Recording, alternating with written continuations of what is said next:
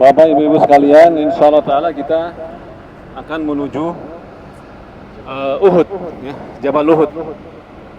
Dan karena alasan waktu kita mau ngejar sholat zuhur di Masjid Nabawi, jadi mungkin kita nggak turun nih, ya. Nggak apa-apa ya, daripada kita ketinggalan sholat zuhur di Masjid Nabawi, ya. Jadi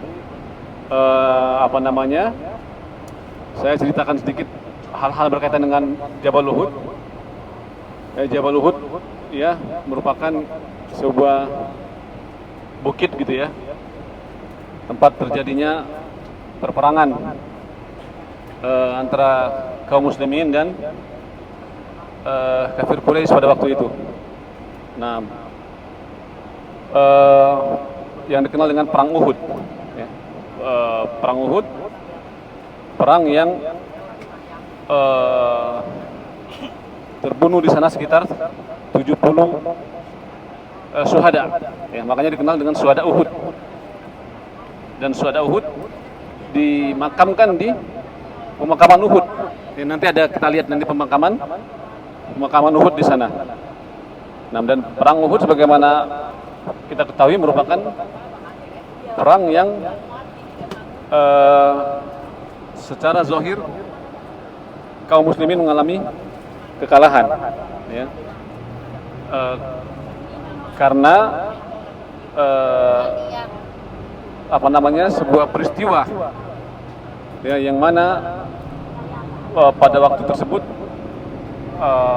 pasukan pemanah, ya, pasukan pemanah yang diperintahkan oleh Nabi kita untuk berjaga di atas bukit, ya. Nanti saya tunjukkan bukitnya kalau kelihatan dari sini, dari bus. Ada sekitar 50 orang diperintahkan oleh Nabi kita untuk bersiaga di sana, ya. Tapi kata Nabi kita sallallahu alaihi wasallam, ya, apapun yang terjadi nggak boleh ada yang turun dari bukit tersebut, ya. Kalah ataupun menang nggak boleh ada yang turun dari bukit tersebut. Namun ternyata pada akhir peperangan, ya, pasukan pemanah ini melihat kaum muslimin sudah memenangi peperangan, dan lagi beres-beres gitu ya, ngambil ghanimah segala macam, ya. Maka sebagian besar pasukan pemanah tadi, ya, ingin membantu saudara-saudaranya untuk mengumpulkan ghanimah atau harta rampasan perang, ya, harta rampasan perang. Sehingga turunlah mereka, sebagian besar dari mereka, ya, dan tersisalah beberapa orang di atas bukit tersebut, ya. Di antaranya adalah Abdullah bin Jubair, ya, yang mengomandanin pasukan pemanah tersebut. Kemudian melihat kondisi tersebut, ya, ternyata pasukan berkuda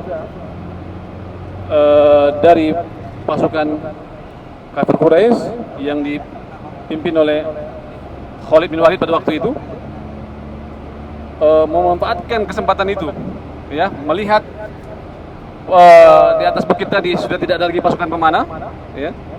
Mereka akhirnya menguasai bukit tersebut, ya, menyerang Abdullah bin Jubair dan sahabat lain yang ada di bukit tersebut, ya. Kemudian artinya apa? Artinya lumpuhlah pertahanan kaum muslimin, ya, sehingga pasukan kaum muslimin dikuasai oleh pasukan kafir Quraisy pada waktu tersebut, ya. Sehingga banyak yang terluka dari kaum muslimin, ya, bahkan disebutkan dalam sebuah riwayat gigi gerahamnya Nabi kita sampai patah gitu ya, pipinya luka dan seterusnya. Maka ini sekilas tentang perang Uhud. Dan faedah yang paling penting dari peristiwa ini, ya, di mana kita tidak boleh gitu ya sampai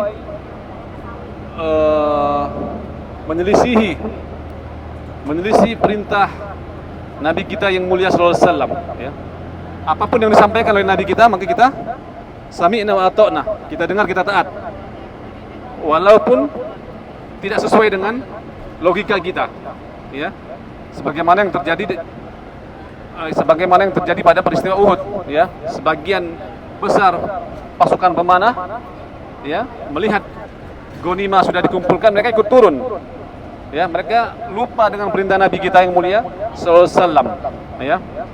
Maka ini pelajaran bagi kita, ya, apapun yang disampaikan, diperintahkan oleh Nabi kita yang mulia sallallahu alaihi wasallam, kita sami'na wa ata'na, kita dengar dan kita taat, ya. Karena tidaklah Nabi kita mengatakan sesuatu kecuali itu adalah sebuah wahyu dari Allah Taala. Wala yantiqu anil hawa. Nabi kita nggak pernah ngomong dengan hawa nafsunya. In huwa illa wahyu yuha. Tidaklah apa yang disampaikan Nabi kita kecuali wahyu dari Allah Taala. Ya, maka sekali lagi sebagai seorang muslim yang sejati, kita sami'na wa ata'na ketika mendengar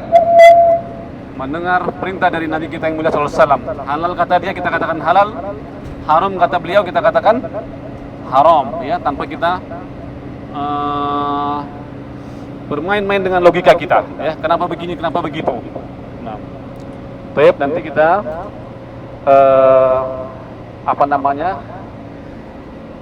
saksikan bersama penampakan Gunung Uhud dari atas bus, ya. Wabillahi taufik. Wassalamualaikum warahmatullahi wabarakatuh.